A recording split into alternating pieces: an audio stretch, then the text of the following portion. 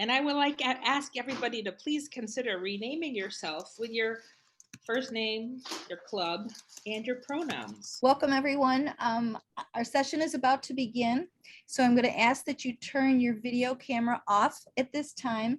I will be putting everyone on mute, but Kathleen and Teresa, remember to unmute yourself right away for this. And afterwards, after the presentation, we'll turn everything back on and we'll have some open discussion. And please note that this event is being recorded. So I want to say good evening. Of course, it's always my pleasure to introduce Teresa, our governor, but I also want to thank her for her support, her unending support. And of course, I need to mention Robin too. Our IT people, Arena and Robin, continue to amaze me. Not only their expertise, but their endless patience. So let me turn this right over to Governor Teresa. Are you there? I'm looking at so many squares. Thanks, Kathleen. And welcome, everybody. And as we're recording, I'll say thank you for those of you that are here live, but also thank you to those of you who are watching on the replay. It's really hard to be it's really hard to be in 20 places at once. So we understand, and we're happy to provide this for you as a recorded event. I would like to say thank you to the Leadership Development Committee. They do a lot of work behind the scenes, some of which you'll see in some of the presentations, and some of which is plain old brainstorming, the added value to our district membership. They want to be sure that we volunteer our time with Zonta, and they want to be sure that we are personally growing as well. So this session tonight, we believe, will help you be an even better self. And you guys are everybody here is awesome. Notice I said you guys, I changed that. It's a learning process. Everybody here is already awesome, but after this today, we hope your sensitivity and awareness will be heightened. And we also hope that this will help build club membership and engagement. So before Kathleen continues, I wanted to say what this is not and what it is. What this is not. We are not changing the Zonta mission to empower women. That remains the same. Everything that you signed up for is the same. We are simply broadening the understanding that there are different communities out there and that each of them are welcome to join us in our mission to empower women. So we want to try to be inclusive of new communities. So what this is, well, at the NATM, the North American Intradistrict meeting that Liz Tessero and I attended in Ohio last June, there was a 3-hour presentation by 2 of my governor friends that I was so proud of. They did a wonderful job. But we couldn't keep you here for 3 hours. So it was recorded. It was recorded in 2 sessions. And unfortunately, the first session, something happened with the recording. That reminds me, Robin, we're still recording, right? And it was lost. So one of the other governors from Alaska, she wanted to have them their recording presented at their district conference in October. So my buddies DeAnna and Brittany went ahead and re-recorded this session, a brief one. So I want to tell you that DeAnna Cambridge is from District 15 and Brittany Vaughn is from District 9. Very dynamic people. I think you'll enjoy their presentation. So thanks again for being here. And Kathleen, I'm turning it over to you. All right. Our goal tonight, I'll just repeat this part. Our goal tonight is to hopefully to open your minds and hearts to do a better job of respecting each other, our likenesses and our differences. To be more aware of how our actions and language can make a person feel included or not. You notice that because Governor Teresa has been exposed to this presentation, she corrected herself tonight when she first said, you guys, you people, we're not guys. And we're hoping that it will help us remove barriers and engage those who might be different from us, who might feel a little uncomfortable. We know that these actions will help increase and retain our members. The video is actually meant to have a break, but we wanted to, for time's sake, we wanted to move right through the video. There will be a Q&A session right after the video. Before we start anything else, let's look at Zonta's recent statement on inclusion, and Dr. Camille will read that for us. Yes, good evening, everyone. Yes. Okay, so Robin is showing you on the Zonta International website where you can access this statement, and I'm actually going to go ahead and read it because, of course, this captures what we're doing this evening. Zonta International's commitment to diversity, equity, and inclusion. Since 1919, Zonta has been working to create a more equitable future for women and girls. We believe that fostering a diverse and inclusive global community is a powerful platform to bring about the social change needed to make our vision for gender equity a reality. As a global organization, Zonta International values the contributions of members of all backgrounds, regardless of age, ethnicity, race, color, ability, religion, social economic status, culture, sexual orientation, or gender identity. We believe that a diverse community of members is essential to our ability to achieve our mission to create a more equitable future. We strive to be an organization where everyone feels empowered to be their full, authentic selves. We celebrate multiple approaches and points of view and know that different ideas, perspectives, and backgrounds create a stronger and more creative environment to better serve our members and achieve our mission for gender equality. We welcome differences and strive to ensure that all voices are valued and heard. While we have more work to do, we are committed to the values of diversity and inclusion across all Zonta International activities and initiatives. Thank you. I think now that Robin will play the video for us, as I said before, it's about 31 minutes. There is a reference in there to the fact that you could very well do breakouts, but we won't be doing that. We'll do Q&A at the end. Robin. Greetings and welcome to our Diversity and Inclusion Workshop. My name is DeAnna Cambridge and I serve as the Governor for District 15, which is Western Ontario, Canada, in the state of Michigan. I have been a member of Zonta for a little over 10 years, and I'm a member of the Zonta Club of the Michigan Capital Area. Professionally, I am a real estate broker in the state of Michigan and New York, and I am delighted to spend this time with you today. Hi, fellow Zontans. My name is Brittany Vaughn. I'm a 10-year member of the Zonta Club of Burbank area, and I am currently the governor for Zonta District 9. In my personal life, I work as a senior manager for grants and contracts for a workforce development nonprofit. Today, we're going to start with a land acknowledgement. So we would like to open this session acknowledging our presence on the traditional, ancestral, and unceded territories of Indigenous peoples and acknowledge the name of Zonta as a word appropriated from them for our own use. This session honors Indigenous peoples, past, present, and emerging, here and around the world, and we wish to pay respect to local elders, including those of the lands from which you are joining us virtually today. If you are unsure of whose land upon which you currently reside, we encourage you to visit native-land.ca. So that statement is a land acknowledgement, and land acknowledgement in public spaces has become more and more common. You might have encountered it at meetings or events, or noticed words of acknowledgement posted in visible areas in galleries or museums, and it's not a new practice.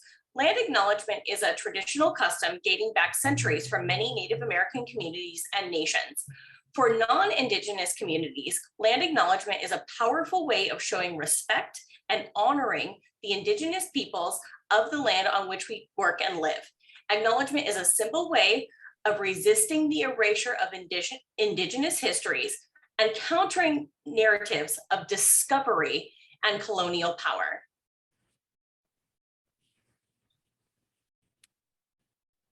Today's session, will be talking about issues that impact all of us. Brittany and I are excited to share with you some of the information and knowledge that we have learned, but that we've also borrowed from multiple sources. So we're happy to provide this information. If you would like to view it further, we will also offer a slide towards the end of the presentation today. Our contact information will also be offered should you care to speak with us further.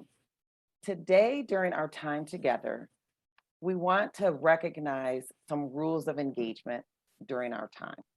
This is a good time for us to establish standards of excellence and to set expectations for our session together. We're going to establish these so that we can move forward collectively and bring forward some ideas to help us to be our best self. So today, we'd like to ask all of us to listen with an open mind. With that, keeping in mind that this is truly a brave space, but it may not necessarily be comfortable. Bearing that in mind, please recognize that if you need to excuse yourself for any reason, if it becomes too uncomfortable, we understand and we ask that you rejoin us when it's comfortable for you. At any time, if you have questions or if there is a term or terminology that's unclear, please feel free to place it in the chat or make a note, and we can ask the facilitator or Brittany and I, and we'll try to address it during our question and answer session. At this time, I turn it back over to Brittany, and we will begin defining our terms. So we want to set the stage today by defining our terms first. What does diversity, equity, and inclusion really mean? And diversity is to encompass the unique perspectives and life experiences an individual brings to the community via their age, culture, ability, gender, race and ethnicity, religion, sexual orientation, class, and other identifiers. Equity is to ensure that everyone has access to opportunities and resources to thrive. And inclusion means to ensure our community engages and supports different cultures and diverse needs. So diversity is kind of the fact, but equity and inclusion are how we act. With that in mind, we have several outcomes that we hope to achieve during our short time together today. First and foremost, our desire is to heighten all of our awareness. Therefore, we will be providing a number of definitions just so that we can make sure we're on the same page and speaking the same language. We also desire to increase our membership in diverse and inclusive ways in each of our Zonta clubs. Therefore, the title is Zealous Inclusion. So we are hopeful to be able to do that through our heightened awareness of the topics that we'll discuss today. Additionally, we will illuminate diversity and inclusion barriers, some of the things that get in the way of us being more diverse and inclusive. And finally, our goal is that we will feel empowered individually, as well as enabled, emboldened, and encouraged to engage others that are not like ourselves, and of those variety of ways that Brittany mentioned under diverse backgrounds and personal circles. We'll move forward now with continuing our definitions with Brittany. So before we start to talk about types of diversity, I want to start with a note on intersectionality. And intersectionality is the interconnected nature of social categorization, such as race, class, and gender, as they apply to a given individual or group. And this is especially important for us. In a female-dominated organization like Zonta, we're largely faced with the intersectionality of being women and also connecting to or being part of other aspects of our identity. I recently heard this aptly described in the phrase, "We don't live single-issue lives." Beginning with age,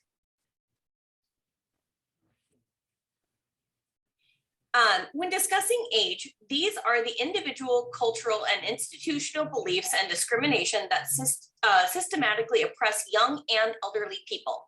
We make assumptions about how people will act and behave, as well as what they know based on their age. When it comes to gender expression and sexual orientation, we'll start with gender. Gender is more a personal facet of someone's personality and often includes gender roles or is a set of expectations society attaches to behaviors and characteristics. While your birth sex is assigned to you, we have the liberty to choose and express the gender identity we feel most comfortable in. Some people don't have a gender identity that fits perfectly into male or female sexes, and therefore may choose to identify as non-binary or genderqueer. When it comes to gender expression, this is the way in which an individual chooses to present themselves in the world. And then when it comes to sexual orientation, it's really important to note that this is very different from someone's gender or gender identity. Sexual orientation refers to the genders a person is attracted to. It's about who you want to be in a relationship with, rather than how you want to present or identify. And there are many identities associated with someone's sexual orientation: heterosexual, homosexual, gay, lesbian, pansexual, asexual. There are many more. One of my favorite illustrations of this is the gingerbread person.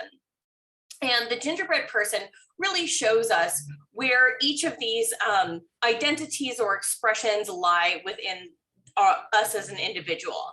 So I invite everybody to read more about the gingerbread person and to take a screenshot maybe right now of this. I also would encourage us as Zontans to consider, using gender neutral words when we are talking about the things that we do. Learning how to use gender neutral words isn't usually something we were taught in school, but swapping some gendered words in our daily life can really make a difference. And I prefer this not only because it accounts for a variety of individuals on the gender spectrum, but also because it helps remove associations that if a woman is performing a role, it is somehow different than a man doing so. So when you use a gender neutral word, you're making the effort to include everyone, no matter if you know their gender or not. And then if a closeted person is in the room where you use a gender neutral word, it can make them feel more comfortable. There are a number of ways we can change the way we speak about words and be more inclusive. Instead of using the term wife or husband, we can substitute it for partner or spouse. Instead of waiter or waitress, server. Instead of saying, hey guys, we could say, hey everyone. And it's also really okay to ask for someone's preferred pronouns, meaning if they prefer to go by she, her, hers, he, him, his, or they, them, their. Locally, we can also add pronoun preference to our applications and event registrations and use gender neutral language in our communications as appropriate. The next type of diversity I want to talk about is ableism. And ableism is the discrimination of and social prejudice against people with disabilities based on the belief that typical abilities are superior. At its heart, ableism is rooted in the assumption that the disabled people require fixing and defines people by their disability. Like racism and sexism, ableism classifies entire groups of people as less than and includes harmful stereotypes, misconceptions, and generalizations of people with disabilities. Some things we may want to be aware of are choosing accessible venues for meetings and events, enabling closed captioning on our virtual meetings, and not assuming people have to have a visible disability to actually be disabled.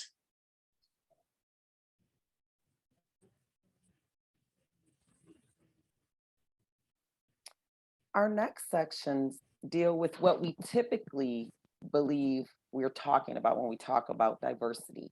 But as we can see already, diversity is so much more. But under this heading, we'll talk a little bit about race, ethnicity, nationality, and skin color, which in certain ways all tie into one another, but in other ways are separate and distinct. I want to begin with nationality. That's the status of belonging to a particular nation. The nationality of a person is their place of birth. It is an ethnic and racial concept, but it is based on where you were born. that ties directly into ethnicity and ethnic groups, wherein that is a group of people where there are shared attributes that distinguish them from other groups.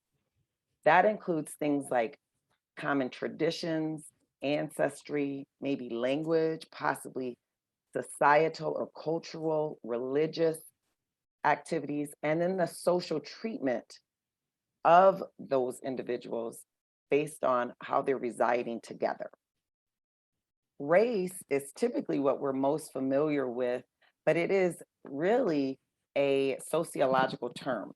It's biological and linked with physical characteristics, such as skin color or hair texture. But again, I want to bear in mind that these are social constructs. They're not necessarily something that sets us apart, other than the fact that as a society, we define people based on these characteristics. Moving forward, other areas of diversity are professionally. We would love to increase our diversity and inclusion in our clubs based on profession. And that's one of the main areas that Zonta was predicated on. We know that previously part of our membership was based on classification, which specifically tied into your profession. And that the beauty of that is that we get to have people from all types of backgrounds, all professions working together towards the same mission. Finally, under this section, we have politics and religion. These areas are somewhat touchy in most areas, politics specifically. In the world of Zonta, we know that we are an organization that's non-sectarian and non-partisan, which means we don't ascribe to particular religions and or political affiliations. However, we do ascribe to voting and we promote the power to vote. We just don't, as an organization, support a particular candidate or a particular party, which is consistent with the increase in our diversity regarding religion. In the world of Zonta, we want to make sure that we're inclusive and not excluding others based on our personal individual belief system or that of the bulk of the members of our club. For example, one way that we may see this is we may begin a club meeting with a prayer, which may lean towards a particular religious affiliation and may be exclusionary to someone attending the meeting. Therefore, we want to make sure that we take that under consideration and advisement when we're making those types of activities a part of our meeting, so that we are not exclusive, but creating an atmosphere that is inclusive. Which brings us to a slide that talks about the distinction of those areas. So let's go through this briefly. We may have a club that could look like any one of the four depictions here. The first one is separation, where we may actually have individuals that are a part of our club, but are kind of a club within the club. And that creates an atmosphere that is designed to respond to particular needs of the organization, but it may not necessarily make individuals feel a part of the group. As opposed to exclusion, which occurs directly or indirectly and is preventative from individuals actually joining our clubs. Moving on, we may have integration wherein we have different individuals within our clubs, but they're again a subset that's in the group as opposed to being fully integrated to the entire club activities. Finally, what we're working towards is inclusion, which involves a process that is very systematic. We have to be intentional in order to reform or reconstruct or modify the way that our clubs are structured. And so today, those are some of the things that we will continue to discuss in order to bring about that inclusion for our clubs. One of the things that is important to understand is that we all have biases and perspectives. I love this slide because if you're looking at it from one angle, it may look like the outer piece fits directly with one of the other projections on the wall. But we may not know, based on our perspective, that looking from someone else's perspective, the image may actually fit more with the other wall that the image is being projected on. So part of what we want to be aware of when we're talking about diversity and inclusion is understanding that we all have our own perspectives. Those perspectives then give us biases or areas in which we lean toward because of our personal life experiences. So today we want to expand upon those and broaden our personal vantage points so that we can be more inclusive. So we also want to talk about why diversity matters and what's in it for us as Zontans. And one of the first things that comes up is that, having diverse and inclusive clubs reflects modern demographics. A 2020 global communication report by the USC Annenberg Center for Public Relations states that demographically, most communicators think the majority of new activists will be younger, non-white, urban females who are well-educated and tech savvy.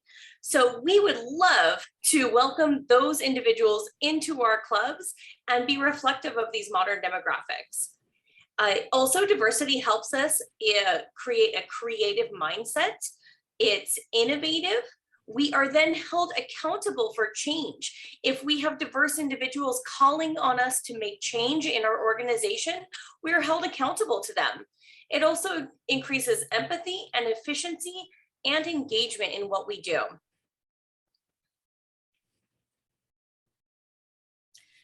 There are also several benefits to being a diverse group. It helps us with our worldview perspective. It helps us be more productive. It helps us attract and retain members that maybe we wouldn't have attracted or retained in the first place. It boosts our global reputation as an organization that internationally recognizes women and also ensures our broader programming. So the question now is, what do we do? How do we increase diversity in our clubs? How do we understand these issues for ourselves? And how do we ensure that we are making the right path forward? DeAnna? Thank you, Brittany. With that in mind, we are calling this section Risky Business. So there are levels of risk that we can take, and we think it may be risk taking depending on your level of comfortability. So we're going to provide some examples on an individual level and then on the club level in terms of things that we can do to move us forward in increasing our personal diversity, sensitivity, and awareness, and on a club level as well. First and foremost, a few examples for the individual.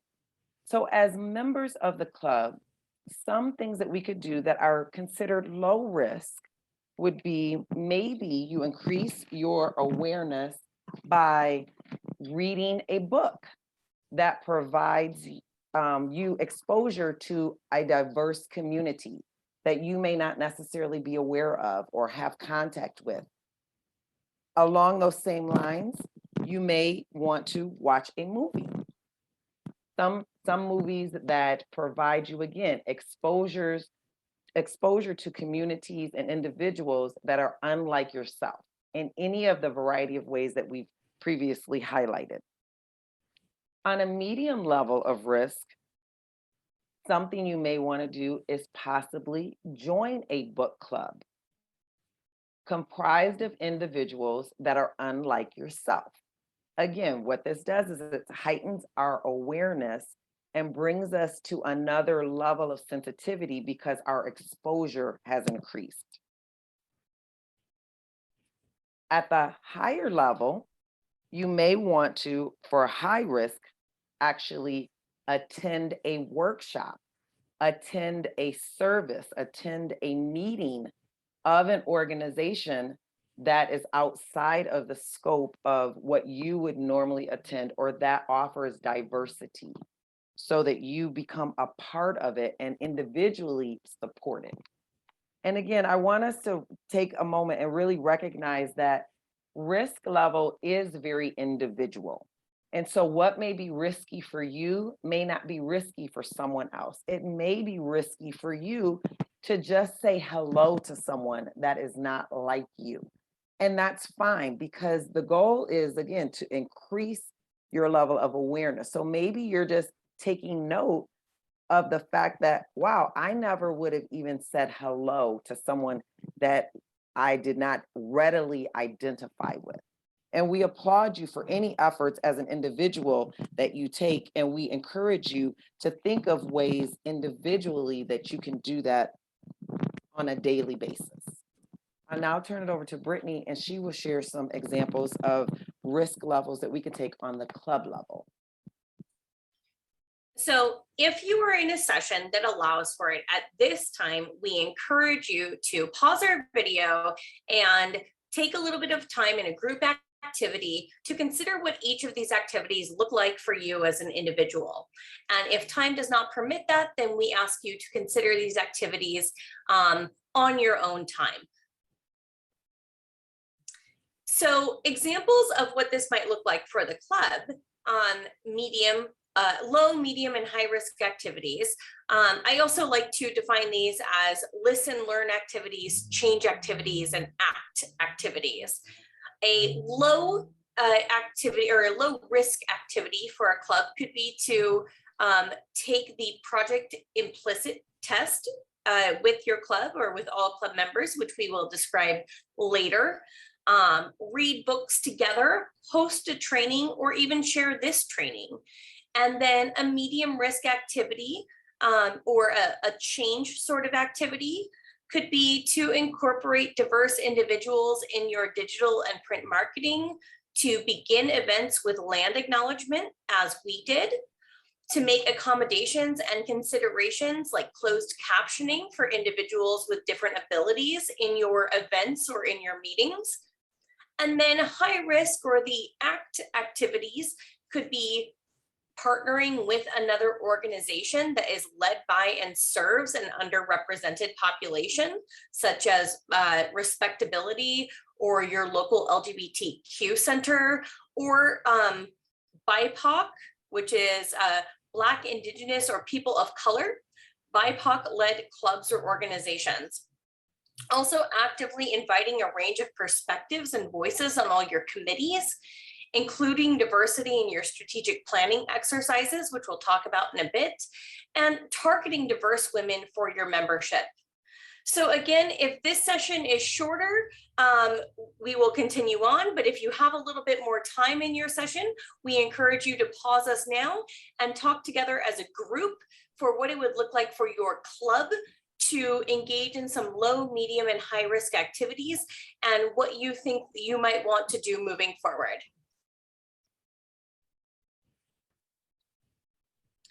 Our call to action here is to ask that clubs consider action plans, and these can take different forms. Creating a personal or club action plan.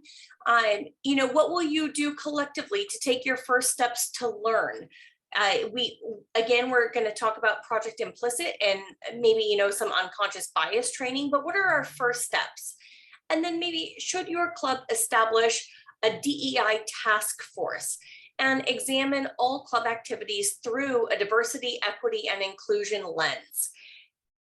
The other ideas that we might have is, just examining how we can make DEI a lens through which we approach every aspect of what we do in Zonta. Having conversations about where we're at as a club. How do we show up in the community? Have we unintentionally excluded groups and neighborhoods that may offer valuable and diverse perspectives? Does our scholarship committee or committee that decides our local giving include previous recipients? And then does our club maybe want to develop a shared vision of what an inclusive club looks like? How is that club different from what we have now? What are we already doing well that we can build on? And if your club does a strategic plan, how can your plans today become part of the club's overall strategic plan? Those things that we were talking about in terms of, actively inviting a range of perspectives or including diversity. What does that look like for us in a strategic plan? And then, also, did our club start this journey already? Maybe we've already done some work, but then we did nothing with it, because symbolic or crisis control responses are not solutions for lasting change. And we have to be very honest with ourselves about if we started this journey but have done nothing with it, are we just doing symbolic or crisis control responses instead of really doing the work, digging in and committing to change? So we are encouraging everyone to do a little homework after this session. Project Implicit is a nonprofit organization and international collaboration between researchers who are interested in implicit social cognition. So like thoughts and feelings outside our consciousness and awareness and control. And the goal of the organization is to educate the public about hidden bias. So we encourage everyone to go to implicit.harvard.edu/implicit. You can also just Google search Project Implicit Harvard and it'll pop up. There are several tests to choose from. You can pick any implicit association test to take. We encourage you to take the test and reflect on your results. This is another good activity, as mentioned, to bring home to clubs interested in exploring their own hidden bias. There are other resources I've listed here: racialequitytools.org, the MIT Diversity and Inclusion Resources, nonprofitready.org. This has a variety of resources on nonprofits and also board management and several other things, leadership, but it includes DEI resources as well. And then respectability.org, which can give you some ideas on how to create an inclusive space for individuals with different abilities. And then we have some TED Talks and some books to suggest as well. DeAnna? Some of the books that are really good that I do want to highlight is the White Fragility book. That can be read individually, or as Brittany discussed, you can use that as a resource for a club group book discussion. How to Be an Anti-Racist, and The Person You Mean to Be, How Good People Fight Bias. Those are all wonderful books to read individually, but to also then, if your club is so inclined, to discuss as a group. We want to thank you for spending this time with us today. Our contact information is on the screen. Please feel free to reach out with any questions or concerns to myself or to Brittany. And if we do not know the answer, we will figure out how we can find out together and move us forward as individuals and as an organization to increase our awareness, to then acknowledge where we are, and then to take action to move forward, to bring Zonta into the second century of service by being inclusive and having a diverse club membership. Again, we want to thank you all so much for joining us today, and hopefully we're going to join you shortly in a Q&A. But if not, again, our contact information is right here, and thank you so much. Well, how about that, everybody? You can unmute and turn your cameras on. So, I think it's great for Governors Brittany and DeAnna to thank us for joining them tonight, but I really believe that we all owe them quite a bit of gratitude. They've opened the door. It opens us to look into that dark closet, dark for some folks, uncomfortable for some, very comfortable for others, but it's the beginning, ladies. And Governor Teresa, did you want to introduce someone? Oh, I sure do. I'm delighted that live and in person. I think she's still in Michigan. I'm not sure where these ladies are on the move. They could be anywhere in the world. We have DeAnna Cambridge. Say hi and wave. And I know Brittany's here. I don't see her on the screen. There she is with the Zonta background from District 9. How about we all unmute and give them a reaction and a thumbs up for their work for this event. Awesome job. I know it's really loud when we clap loud, but it's really terrific. Thank you for getting the conversation started. Okay. So, DeAnna, are you with us live? You're muted. I am with you live and I am so excited. Thank you. You all look fabulous and amazing. And I am just so excited to spend this time with you. So feel free to just jump right in. We want to have a candid conversation and dialogue that takes us to the next level. So Perfect. nothing is barred here. And Brittany, are you with us? But muted? Oh, there you are. I am. I'm here from Good. sunny Southern California. So let's see what we have. Do we have, Robin, are you able to give us a few questions from the chat? And then of course we'll entertain live questions also. Sure. The Native Land website in the chat. So that was native-land.ca. Mhm. Wonderful. And does someone else have something for either DeAnna or Brittany? So if people raise their hands, I'll be able to, we can call on them. I'm not seeing, I can't restart my video. who's this? Susan, Oh, okay, I'm giving you a prompt. Do you see the okay. prompt? Yep, thank How you. about we start with some ahas, just things that hit you that you said, ah, maybe it was even when I started, when I said, hey, you guys, and then I corrected myself. That was my aha there. Did anybody else have anything jump out at them? Yep. Barb Allen has her hand raised. I had a question. I'm wondering what experiences you've had with clubs in your districts. Have they taken any of these steps or done any of these activities, and what was the response? Go ahead, Brittany. I saw you unmuted. Go ahead, and then I'll go. I see you Go ahead. thinking too. We'll go in alphabetical order. Go, Brittany. So our district put DEI at the forefront in terms of making it part of our goals for the year.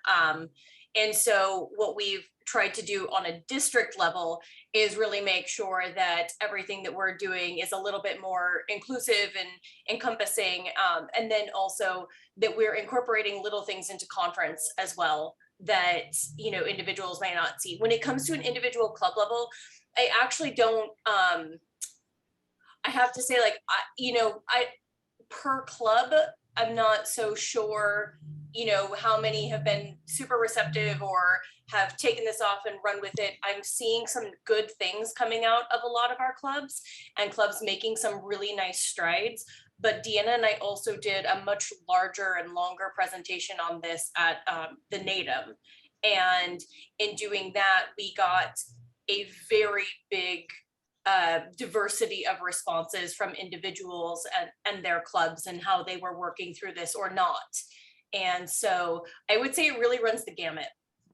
It really does. We have clubs and individuals that are like, yes, I'm here, I'm doing the work, but we understand. We had one club tell us at NATEM, they've hired an expert to lead them through. Yeah, to lead them through this process. And then we have That's other a commitment. That's a commitment. Yeah. But then we have other clubs that, you know, are more confused about where to start. Thank you. I'll add to that by saying that I think it's very important to back up and say that diversity fatigue is a thing. So we're hearing a lot now about diversity and equity and inclusion, and these words are thrown around a lot. And so sometimes we can become insensitive and kind of feel like, well, that's for someone else to take care of. Our goal and our mission with this was really, as your governor, Teresa, just said, to start the conversation, to get us really thinking on an individual level. I am huge on the thinking that is AAA for me. We want to raise our awareness.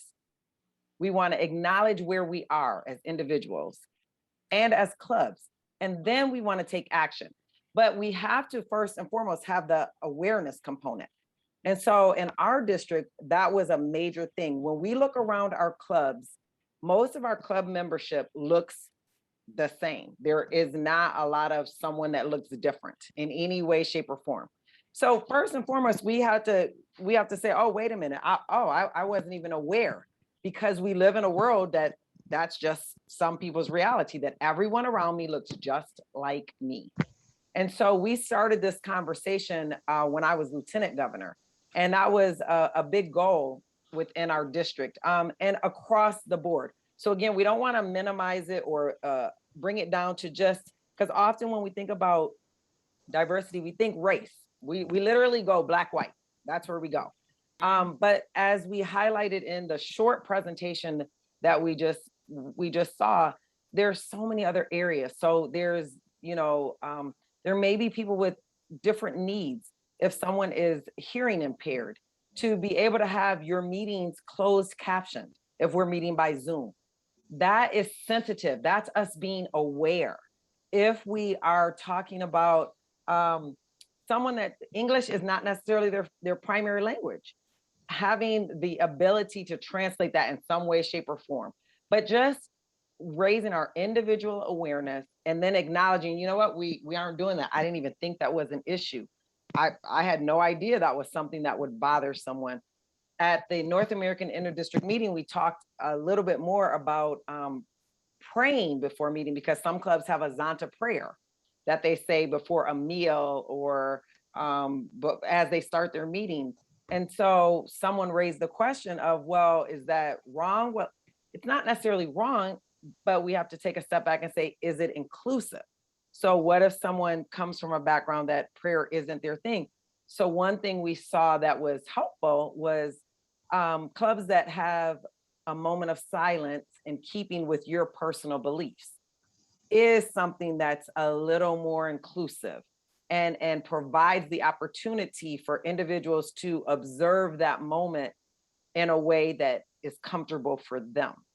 So, and then the final step is for us to take actions, but we can't get to the action component until we are aware of where we are. And then we acknowledge that we really need to grow. We need to do some things differently in this next century of service. We're in the year 2021, but the truth of the matter is there's a lot of areas where we can grow to be more inclusive as an organization. And the beauty is that we're able to have these types of conversations. So when Brittany and I said, thank you, we are thankful that your governor, Governor Teresa, opened up the opportunity for this conversation to take place. And my desire would be for you to make sure that the information and the conversations then are taken back to your clubs, and that you start those conversations and fan them into flame so that we can all grow and evolve and become the organization that we know we're meant to be. So I know that was very long-winded, but thank you. That was great. It was great. I appreciate the comment. Great. CJ, you have your hand raised? Hi there, everyone. I just had a question. It sounds like there's a lot happening, at the club level and the district level, and it's really amazing to hear. And I'm just curious, are we looking for direction from Zonta International, or this is very much a grassroots effort, like bottom up? And if more can be done at the Zonta International level, what would people here like to see? So the first thing that I will say is that at the NATEM, we did have several staff members from headquarters there. And afterwards, we had a short conversation where they had said, these are a lot, referring to our presentation, these are a lot of the conversations we've also been having at headquarters. And so I think that I know that is taking place. They also recently did release a DEI statement from ZI. So that work is being done. But I will say, like anything with Zonta, besides what we're doing with the UN, when it comes to other change, that is always bottom up and grassroots. That's how change happens. And now you'll see the UN statement on gender inclusivity in our last newsletter. And Robin showed us, Kathleen showed us the DEI statement at the top of this meeting. So if you didn't catch it, it's on the ZI website at any time. But any comments or suggestions are always welcome. You send them to your area director, who sends them to the governor, who sends them to her international board rep, and they will be heard. They want to hear from you. So if you have suggestions, feel free to share them. Thank you. More questions? I see Robin put the link to the statement in the chat. Thank you, Robin. Excellent. Comments, questions? I think somebody else asked where the recording can be found, and right now it can be found in my Google Drive. But we're happy to share, and Teresa should have a copy of it now, or can download it and share it. So this is our second iteration of our presentation, but our first recording of it. So thank you for being our test group on that as well. Pleasure. You didn't say guinea pigs, but Kathleen knows where we're going to hide this recording. Won't you tell us, Kathleen? Yeah. So when you want to give a little bit of time, but you will be able to find it on YouTube under Know and Grow or Clips for Clubs. And I hope that you'll use the references that you saw. I've read a few of the books. I haven't done any research on using the other references, but I think it's a very, very good source. Do we have any more questions or comments? We've got the experts with us, ladies. I have a comment. Yeah. I just want to tell you, in appreciation of you signing up for this event tonight and taking your time to be here live, you folks will be receiving a recording of this event in the next 24 hours. So you'll be able to review it again. And every time I watch it, and I have seen it now a few times, I learn something new. So I encourage you to watch it again. And as DeAnna said, share it with your clubs. And then as Kathleen said, our district YouTube channel will have the recording there as well. And thank you, Brittany and DeAnna, for letting us share that out. So do we have any more questions or comments? I hate to let these two ladies get away if somebody comes up with something 2 minutes after they've signed off. So do we have any more comments? I know we like to keep our meetings to an hour if possible. We have 2 full minutes left. Does anybody feel brave enough to share what they might do next to do something differently, an action you may take? Anybody have something in mind? I'll share that I've got how to be an anti-racist on my bedside stand. I was gonna say, has anyone taken the Project Implicit test, any of those? No, I've never seen that before. Okay, those are great, and there are a variety of them available. So I would encourage that activity, and it's even something you can do at your club. They take about 15-20 minutes. When I've done a couple of them, I go back and I'm like, no, that's not me, but it is. So it's very eye-opening and gives you the opportunity to grow. That's the beauty of it. It reveals certain things that you're just like, wow, I didn't even know that about me. So again, going back to that personal awareness, which is really neat and cool, because then we can grow from there. So I really want to encourage you to check out that link and then take a couple of those exams or little get to know yourself activities, and then go from there. Will do. Thank you, DeAnna. Anyone else? I just have a comment that Sure. and Britt, when you when you did that activity at NATM with the money and everybody having different amounts of money, I found that exercise was really insightful. I've never seen something like that done. I've seen, like, you know, one step forward, one step back, but the money, I think money everybody can relate to. So I think, yeah, really good choice of activity there. Thank you so much. And you know, DeAnna and I talked about the privilege walk versus privilege for sale. And there were a lot of things that we found to be a little bit problematic with a privilege walk. And that's why we chose privilege for sale. And so if anybody is wondering what we are referring to, we did do an activity called privilege for sale. And if you Google it, you can find plenty of PDFs online and options. We revamped some of it for what we thought would fit our needs. And I'm happy to share the handout that we used and our instructions, but you can also Google it if you ever want to do it with your club too. I think Marianne has had her hand up for a bit. I have, thank you. I'm with the new E-Club of New York One, and we are working on our service projects, and we've had discussions that come around to the issue that we've been talking about here. Specifically, one of our first projects is going to be surrounding menstrual products and personal hygiene products. And so I've been trying to work on a literature for both our club and for that purpose. And since we're an organization who is geared at empowering women and girls, how does that fit, and what language do we need to be careful about for those who may be biologically feminine and but not identify or experience, or I'm not sure all the language, but may not associate with being feminine when we start putting this together? I think that's a great question.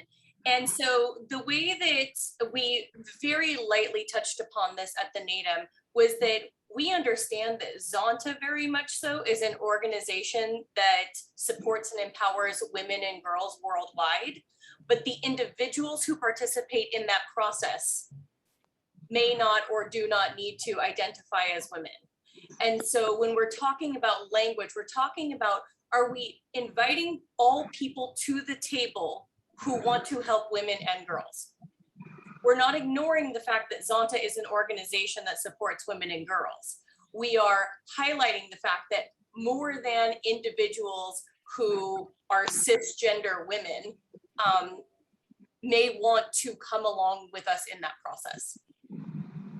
Great, great. Well, one of the questions or one of the conversations that came up was when one of us used the word feminine hygiene products.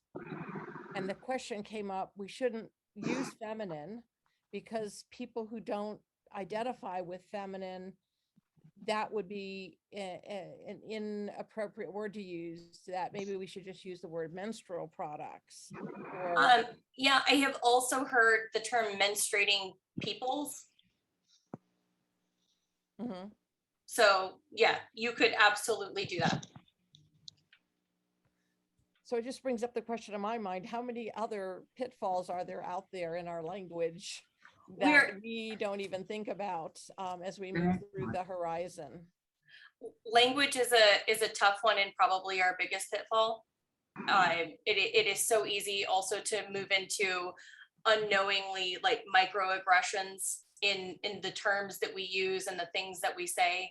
And so it really is about, I think in the last slide, we talked about that DEI lens and how can we make sure that everything we do is, it comes through that lens and is thoughtful. So, you know, you do your once over for grammaticals and does this all make sense? And then you do your once over review for, is this inclusive? And I suppose it's a process of fine tuning. It's a process, you are right. And it starts with awareness. So everybody reach around and give yourself a pat on the back for being here and taking part in this tonight. Yes. And let's give Brittany and DeAnna another round of applause.